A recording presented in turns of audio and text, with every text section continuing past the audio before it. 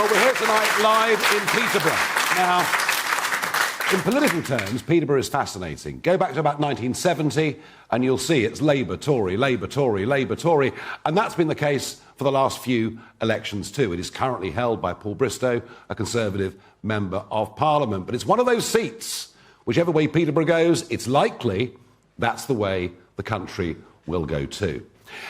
And I have to tell you, when we chose this date of May the 25th, we had absolutely no idea that the government migration figures for last year were going to be out. But they do say in life that you make your own luck. This city is growing more quickly than any other in the country. And so when it comes to population pressure, pressure on housing, pressure on health, pressure on school places, I think people in Peterborough know a fair bit about this already. And that is why these numbers that have come out today are such a shock. Yes, of course, the number 10 spinners were briefing it could be as high as 1 million, so that when it comes in at just over 600,000, we're supposed to say it's not too bad, is it? Remind ourselves that from Windrush at the end of the 40s to the end of a century, net migration was normally about 30,000 a year. It span out of control under Tony Blair and Labour.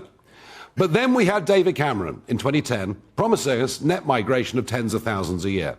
He promised the same in 2015. Theresa May said she'd cut the numbers in 2017.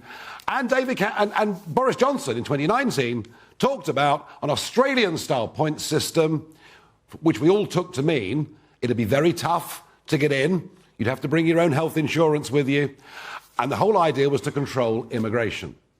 Well, with these numbers today, since the Conservatives took power, net migration into Britain is over 3.5 million. 3.5 million. Our population has risen by 8 million since 2001, and 85% of that is directly down to immigration.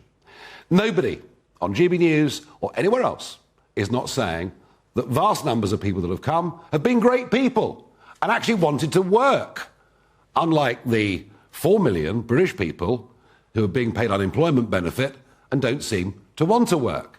But we cannot sustain a population rising as rapidly as this. It simply doesn't work. I don't even believe there's now an economic benefit to this either. So I think what we're seeing, frankly, from the Tories and from Labour, is a great immigration lie. They tell us at elections what they want us to hear, but they never actually really mean it.